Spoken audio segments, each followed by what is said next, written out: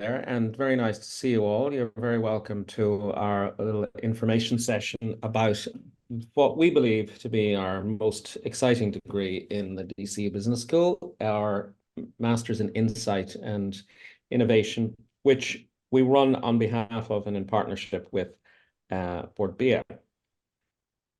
So this afternoon, you're going to hear from Karen, the head of the Talent Academy, who's going to talk a little bit about the role of Board BIA and how they help manage the market and boost business for Indigenous Irish companies.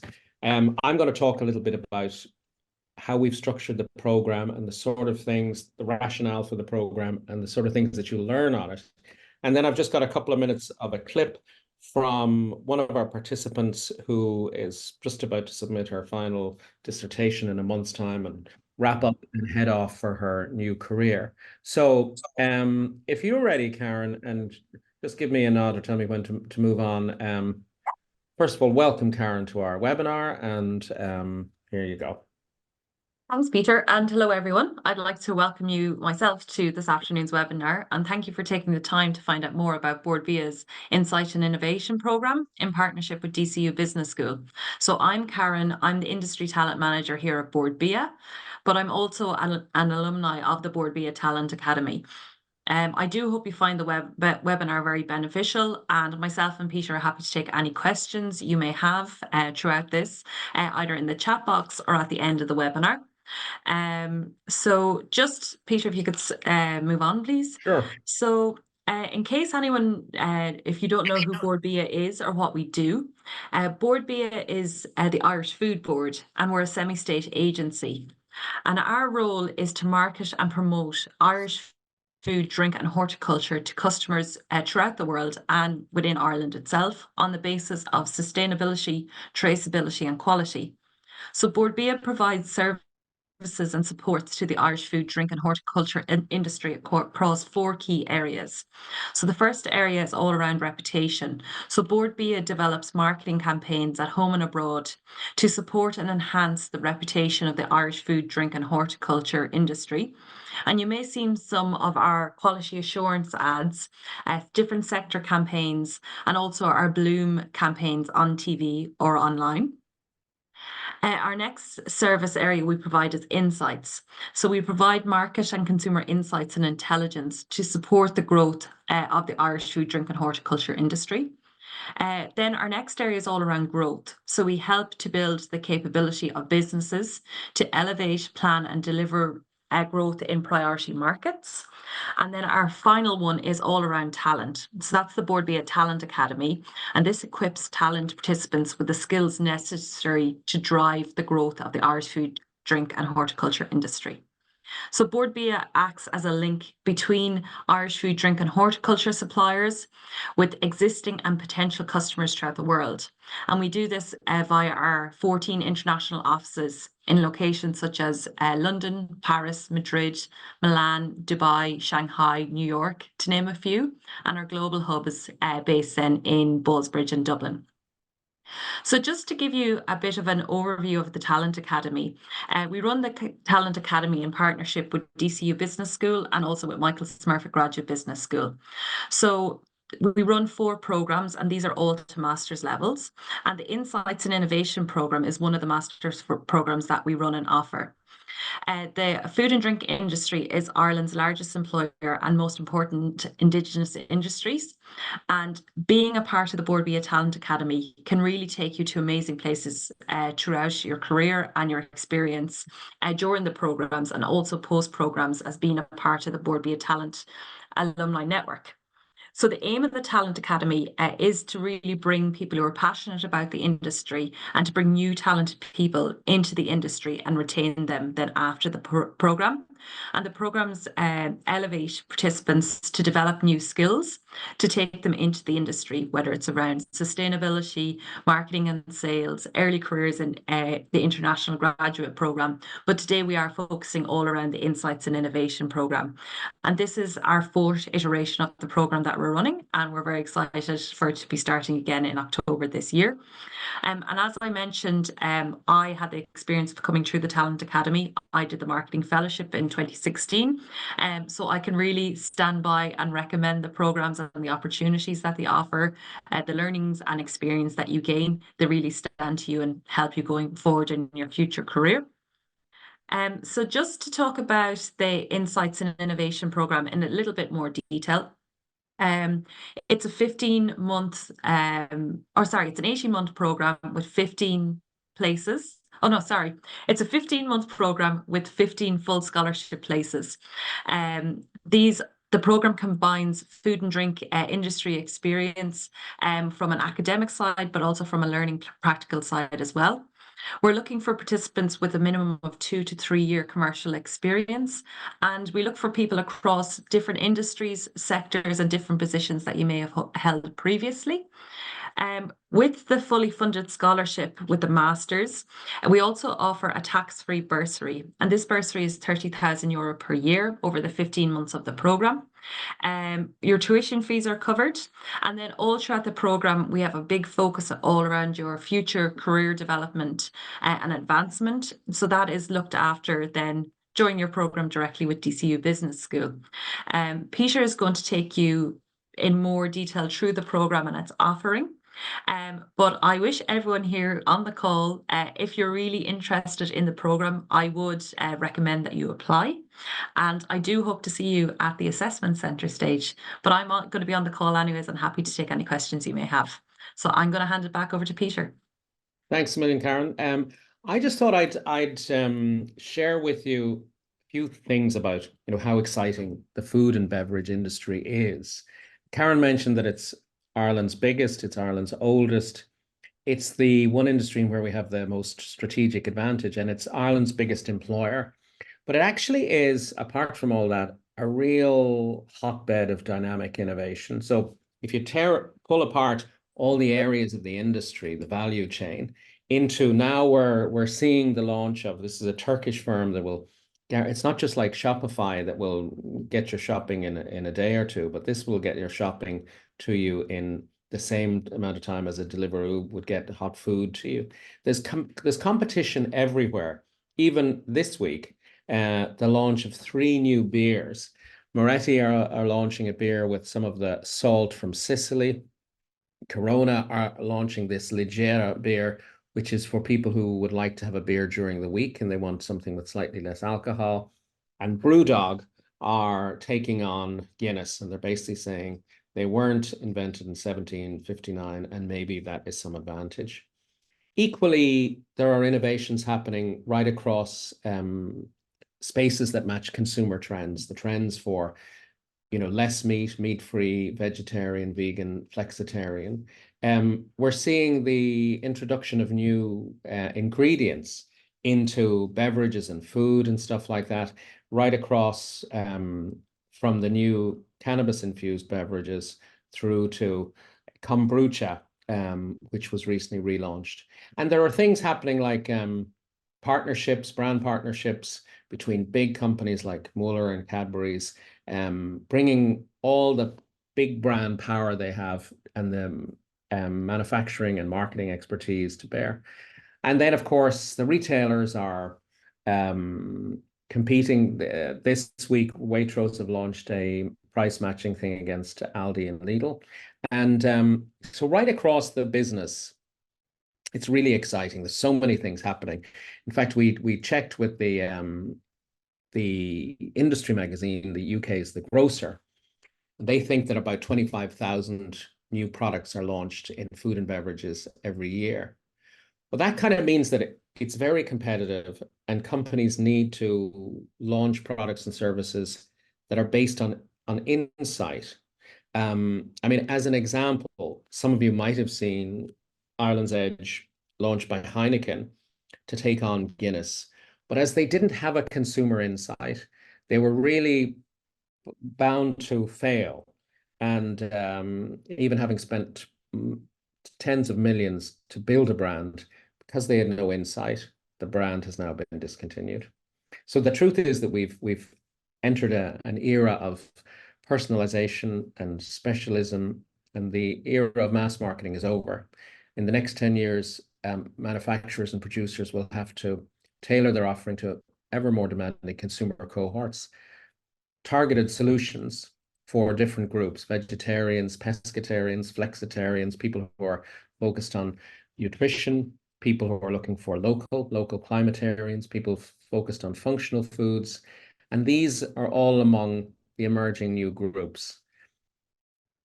And so companies will need to access deeper insights. They'll have to have a higher focus on sustainability. They'll have to use design thinking and design better outcomes for their products. They'll need stronger brands to withstand price competition and to withstand own label or generic competition. They'll have to build more and better networks. And all of that speaks to what we teach here in DCU, which is about managing innovation as a corporate profession, the way marketing, HR, and IT are managed. And I think many of you will find that working on innovation is very exciting. It's more exciting than, looking for new entrepreneurial exploratory opportunities is more exciting than perhaps pushing the levers of existing roles, like, going in and doing a job that exists already, which is more like activation. But innovation is charting the future. And for us in DCU, we've created a set of values around the programs. Obviously, the first one is that the people we take in and the qualification that they leave with has all the hallmarks of both rigor and relevance. We want people who have this growth entrepreneurial mindset, people with the professional rigor, who are aware and conscious and committed to growth through responsible or sustainable innovation. And we provide a challenging and supportive environment. And we also, with alongside Board BIA, get people to see the world as the market rather than have a local perspective. And this open innovation refers to networks and partnerships and collaborations, because hardly any product is launched these days without it being some sort of partnership between two or more companies. So let me get into what the program looks like. The modules involved in the program have been very carefully designed. Any master's degree will contain 90 credits, and they're obviously allocated across a portfolio of modules, but those modules are sequenced or paced along what they call the innovation value chain, so that the contents of what you're learning mirrors the rhythm of the work that you're likely to be doing in your placement. So we open with strategy and sustainability, and then we introduce consumer insights and approaches to prototyping and testing, design thinking. We've got strategy, we've got commercialization, digital, and sustainability marketing in particular. In terms of the pattern of these, when they occur, when the program kicks off, which will be the very first class will be the 1st of October of this year. And then we'll be doing sustainable enterprise and innovation.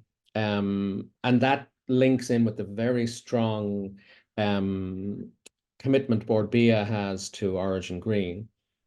We'll talk about consumer insights and the difference between, an observation or data and a real actionable, penetrating, resonant insight, how to generate them and how to apply them. And then we'll cover innovation strategy and brand marketing and strategy development.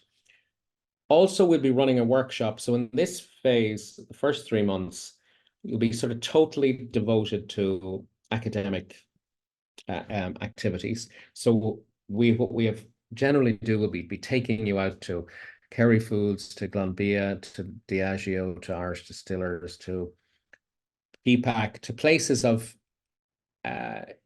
practice excellence, to see how they manage things. And you'll have these modules to do, but also we'll be running a workshop around how to understand a proper sustainable food system so that when we talk about sustainability, you really understand the principles that underpin it. And then from January, then the 15 participants will be allocated companies in which they'll be working. And they will be working there in a full-time role, but with the agreement that they're released for college 2 or sometimes 3 days every fortnight. So from January to May, we've got design thinking and market research, and we begin immediately to work on you as a reflective practitioner, you and the areas of the profession in which you would like to forge a career, and we begin to build some of the skills necessary to help you, in terms of, I'll show you in a moment, developing self-awareness and understanding the career options, etc. We will run a module in the summer, and then in September to December, we'll talk about sustainability, digital entrepreneurship. And again, at the bottom, we've got these corporate communications, because often in industry, you really have to be able to sell your innovation idea. You have to be good at storytelling, and you really have to be able to frame your ideas in a story that resonates with the senior management team, and particularly one that speaks to the voice of the customer that they have in mind. Then finally, from January to March 2026, there'll be another 4 modules and a capstone dissertation. So that's the rhythm of the program. And maybe we've been thinking about who really does well in these programs. Pretty much everybody does very well in the programs, but generally people who have finished college and have 3 or 4 years work experience. Maybe you've but if those ages are a generalization, but we've tended to find those people who are really determined to take the first important step of a commitment to a full career in food and drink. You need to be passionate about the food and drink industry. So loads of people come in with degrees in science, in food science, in nutrition, in culinary entrepreneurship, but then other people come in with degrees that are totally unrelated. I think you need to be able to work with in a team. One of the things, and we do try to make sure that the placements are a best fit for each candidate, but it is possible that you might be asked to take a placement and relocate somewhere away from home for the 10 months of the work placement. The first time we ran this in DCU, we had an overwhelming number of applications, 20 times the number than we had places. Now, it's unlikely to be the case this time, but we were looking for people who had initiated things, people who were self-starters, people who had been champions of something, who had taken the initiative and started whether it's a book club, a film club, a running club, a social enterprise, a soup run, or basically they'd show evidence of seizing the initiative and making something happen. I think people have to have a high level of curiosity about how things are done, a bias towards action, and some level of evidence of having been innovative or being an innovator. And then for my final slide before we open, before I think I have a little video of Kathy, but part of this you'll see, and if we really would like you to come to our a more extensive webinar on next week on the evening of the 28th, where we'll introduce you to a couple of people who've been on the program. But part of our offering is right from the beginning, we help you think about your future so that you don't step off the end of the degree or hand in your dissertation and find that you're at stage 1 looking for a job. We will essentially be helping you look at career options, helping you build a career plan, finding the things that you're good at and that you love doing, aligning those skills with opportunities in the industry. And increasingly, as I mentioned at the beginning, successful companies are beginning to manage innovation like a corporate profession, the way they do HR or IT or project management. And there are month on month, increasing number of opportunities for people involved in NPD innovation. But anyway, we can say with absolute certainty that the people who will just be finishing in March, most of them have more than one job offer at this point. So I think I've got a little video, and Karen, you might tell me if this is, if you can hear this, of Kathy McHugh, who's one of our participants this time around. My name is Kathy McHugh. I'm currently part of the MSC Insights and Innovation with Board B and DCU, and I'm on placement with the Paris Distillery. I think the highlight of the course for me has been the people it's connected me with. So classmates, coaches, academics, and industry experts who've offered us the opportunity to develop a really rich outside of our organizations, and also a breadth of knowledge, experience, and opinion that has really, really helped all of us, I think, along the way. The Board B at DCU, MSC and Insights and Innovation has offered me the opportunity to really deepen my knowledge in a multitude of areas over the last 15 months, from design thinking to innovation strategy, consumer insight to sustainable enterprise. It's equipped me with the skills to transcend raw data and derive meaningful insights. And my time on placement with Paris Distillery has really enabled me to apply those insights in a real world setting and turn the theory into tangible and impactful outcomes. I feel my placement with Paris Distillery offered me exposure to all facets of business because it's quite a small company by comparison to other companies that students on the course are with. I've taken part in projects, everything from a retail review to category intelligence reports for markets. And I'm currently working on a report that will deal with the pertinent sustainability issues that are facing the company both now and in the future. I would fully recommend the DCU MSc in Insights and Innovation with Board B to anyone who feels that they're interested and are willing to contribute enough to it. My time on the course has been really, really rewarding. I feel that it's impacted both my professional perspective and skill set. The people it's connected me with have been fantastic. My time on placement has given me the opportunity to bridge theory and contribution and really show what an impact what I'm learning can have. It can be fast-paced, it's dynamic, and it can be demanding at times, but overall it's a really rewarding program.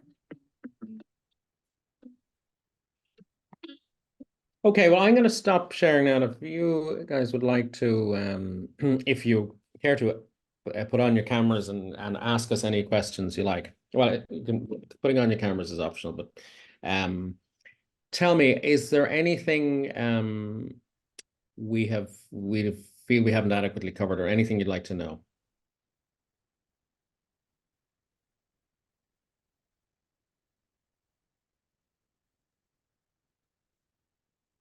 Thanks, Peter Hi, and Andy. Karen. Hi, thank you for that. Very interesting. In terms of the work placements, you mentioned that they're allocated ideally to suit the applicant. But is there any, in terms of location, I suppose, but in terms of areas of interest for the student, is that taken into account, or how is it decided where you end up? Well, I'll say what I think, and Karen can. So we go out to in fact, this Thursday, we're talking to a number of big employers for Board B. So we get their applications in to match with the student. The first thing is geography, because if you're in Wexford, we don't want to send you to Donegal, especially as you're living on a stipend or a bursary. But the second thing, and maybe sometimes an overriding thing, is we're not going to put a vegan into KeyPack. So if people say, you know what, I love all types of food, but not poultry or not, then that is taken into account. Generally, though, we're looking for people that are open to the full industry, and Board B is a big, the dairy and the meat industry is a very big part of it. So geography is first, and then psychographic, appropriate psychological match is second. Great, thank you. Andy, also just during the assessment centres, and if you're successful in the programme, we'll also ask the questions, we try to match your expectations as much as possible as well. So if there's any kind of reason you can't replace them, or as Peter mentioned, you wouldn't be comfortable being in a certain sector. We note that all down, and then we do our best as possible to ensure that in the matching. Can't always be 100% guaranteed, but we do try our best where we can. Okay. But I would say anyone coming in to keep an open mind. There's so much to learn and so many experiences to be gained from the program. And we work so closely with the clients and the briefs that they submit. So the placements are definitely always a learning experience. Okay. Thank you for your question. Yeah, thank you. Cheers. Maybe we should say a little bit like, so you saw Kathy there, and she's in Powerscourt Distillery down in Wicklow. It's a new brand called Cullen Falls, I think it is. You'll see it now in off licenses, but obviously it's targeting the US export market. But then they've opened a visitor center, and she said one of the things she was doing was sort of retail range review. So then she had to sort of take the lead in designing the experience of a visitor center and go and visit the best other visitor centers. And part of it would have been how do they monetize the thing, and are they selling earrings or T-shirts, or what's going to be a profitable thing and a likely thing for consumers to want to purchase or to have some keepsake from the experience. And then we've had people who've been creating probably the first brand of absolutely frozen pasta out of Green Isle Foods, and launched especially for Sainsbury's. And we've had people who've launched a new variant of Jameson working for Irish distillers. One fellow looking at, as China develops its own dairy sector, where is the opportunity for Irish dairy in the huge Chinese market? So there's a wonderful, as Karen says, a wonderful variation or spectrum of things that people are working on. And then they come together with each other and with us every couple of weeks, and they get immense help. They all have mentors in Board BIA, and Board BIA has not just sort of specialists in particular verticals and sectors, but they have specialists in regions. So they get expert help across all of these things. So it's very exciting. They can deliver real value by bringing together strands of theory and insight from here, from practice and market knowledge from Board BIA, and then the client resources and ambitions, etc. So yeah, it's very exciting. And then almost invariably the participant is offered a role. If let's say in 95% of the cases, we're asking the companies who want to participate, the ideal company will be one that thinks, you know what, we actually need another person in here, and we need somebody with specialist skills. So as I mentioned, they're all, I think, possibly, because just with one exception, they're all under offer, and maybe 8 of them are under offer from 2 companies.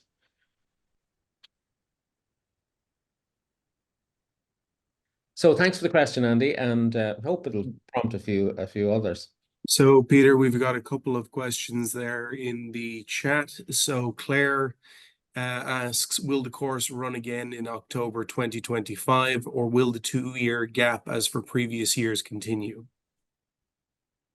Well, I suppose it's likely that it's a 2-year gap, Karen. Yeah, likely it will be. But we'll be coming out with more information on that program once this program launches. The program runs for over a year. The last one was 18 months. This one is 15 months. So it'll be hard to have them overlap in the same year. Yeah. Okay. And the second question there is from Karen, who is from Mexico and an engineer with 4 to 5 years of industry experience, living in Ireland, and is wondering, can they apply for the program? Well, I would say to Karen that the ideal candidate for the program sounds like somebody with your experience. Obviously, those will be wonderful skills. The only thing is, if one of the questions that you would be asked at an assessment centre would be, to what extent do you intend to remain in Ireland? Because it's quite a big investment by Board BIA in paying the fees and managing the bursary for candidates, and therefore the taxpayer, I suppose, has a reasonable expectation that the person will continue to contribute to the industry for as long as, for a reasonable length of time.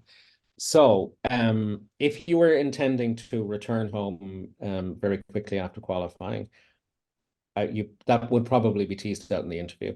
If, however, though, you're committed to remaining in Ireland for the foreseeable future, then I think your qualifications would make you a strong candidate.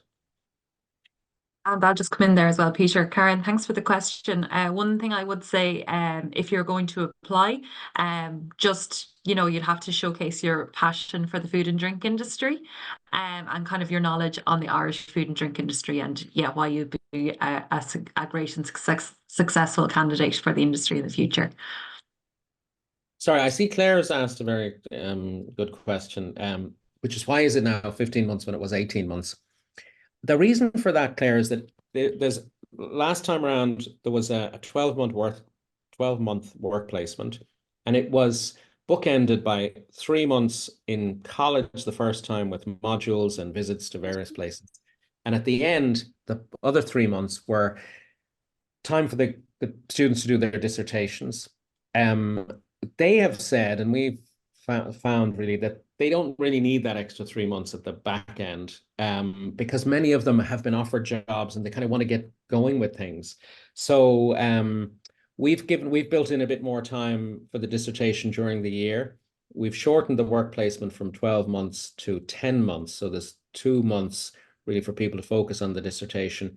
And we also feel that the industry norm is moving towards a master's in a year, and we're just extending it to 15 months. So that's really the reason we felt that the second 3 months was possibly unnecessary. And in a way, the students are under, they've got commitments to the university. They're still being paid a bursary by Board BIA. So most of them are dying to get working for the company that's offered them the job. I hope that answers your question. And we have another question there from Eva. Will participants be assigned a mentor or sector lead within Board BIA like the UCD programs, or is it more client company based? I can take that one, Peter. So with the placement brief, you will be assigned a mentor from Board BIA. It's usually based from our insights team. So it'll be one there, but then the sector managers will also have an involvement with mentoring as well. And then you'll also be assigned a mentor within your client company that you have placement as well with. So you have multiple levels of support. And then Peter with his team in NDCU are also always ready, available. We have a program manager, Lorraine O'Rahilly, as well, who assists participants with any kind of queries or mentoring they need as well on the programs. So there's lots of support there. So I hope that answers your question, Eva. That's brilliant. Thank you, Karen. Great, And thanks. one further thing is that at the beginning, we've decided wherever people are going in placement to take their hiring team or their work team and bring them in here to DCU and do a kind of an induction or an immersion in innovation. So if it were you, Eva, we'd be saying, these are the KPIs that the company is expecting. We'll be workshopping them with each of the companies. So we'll know what's expected of you, how it's being, the various milestones that are on your agenda, and you'll be coached through those by us and by Lorraine, and then you'll have all this additional assistance in Board BIA. Yeah, that sounds like a brilliant level of support. Thank you. Thanks, Eva.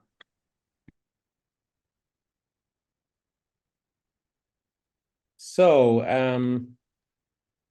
is there anything else? So the thing I kind of wanted to say is that this was possibly a little bit rushed from us, and we're going to be promoting a bigger webinar just next week on the evening of the 28th.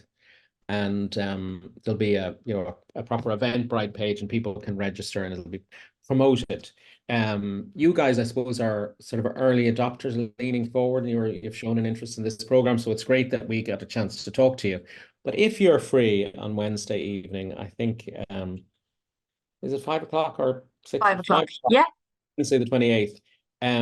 We'll maybe David, you wouldn't mind dropping a link out to everybody here, but you'll get to meet a couple of people who, rather than a recording of Kathy, we'll introduce you to a couple of people, and some of those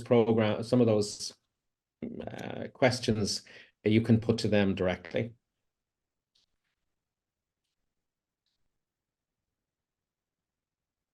Okay, and the other thing I should have told you was that we were recording, so I'm sorry for neglecting to mention that at the beginning, but it'll be useful for you. We'll put it up on our webpage so that if you want to just reprise any of the questions or any of the stuff that came up. So I hope we see you next Wednesday, and thank you very much indeed for joining us. But are there any final questions? Just wondering if it's possible to say what the level of demand or competition tends to be to get in. Well, Karen's an expert on it. The first year, the level of demand was phenomenal. With 300 applicants for 15 places. The second year, it was less than it was about a third of that, maybe. The first year, I'm just trying to work out mathematically the years in my head, but there was a more recessionary feel about things. And very often the people who are taking this will be giving up a job that's paid a little bit more than 30 grand to join a program that's really going to fast track their career. It's much more of a strategic move. So what would be the competition? What would you think, Karen? I'd say there'll be over 200 applications for the 15 positions. And then we really are looking for the people who are really talented people, but people who really show their passion for the food and drink industry. I don't know how I can say that any more clear. In the assessment centres, that's what we're really looking for. And people who are really driven and ambitious and are looking for a new challenge and want to stay in the industry after. So yeah, it is quite a competitive program, like all our programs. So that's what I kind of say in regards to your application, and just really showing that through to us. That's not to say you shouldn't apply. You should 100% apply if you're interested. They are fantastic opportunities. It's a fully funded master's with a bursary, learning from some of the world's leading food and drink experts in innovation and insights, but then also getting that practical client experience, and then being offered fantastic roles at the end as well. So I would say if you're interested and you're a bit nervous, put in your application. We'd love to see it come in. And probably one other thing just me to close with is that by doing the program, you don't just end up with a top quality master's in an area that's in high demand, but you also join the diaspora, the family of Bord Bia, the Talent Academy alumni. And Karen and her team have been working very hard on creating a community, but it isn't just cosmetic. These are the people who are getting you your next job, or the people who are having conversations about opportunities in their organization or ambitions in their organization. And you end up becoming like one of the Bord Bia family, the alumni of the Talent Academy. And there are regular events and networking and stuff like that, because the Bord Bia remit is to find and fill skill gaps. And it's really important to build a strong, vibrant community. And, you know, some of the people that we put in the first time are probably in the hiring community now. But so it's not just a transaction, this master's, it's building a career and a relationship. Brilliant. Thank you very much. Thanks, Andy. Thanks, Andy. Okay, everyone. Well, look, if there are no further questions, then hopefully we might see you on Wednesday evening, and I hope that you all apply. Thank you, Karen. Thanks, Peter, and thanks, everyone. Great to see you all. Okay.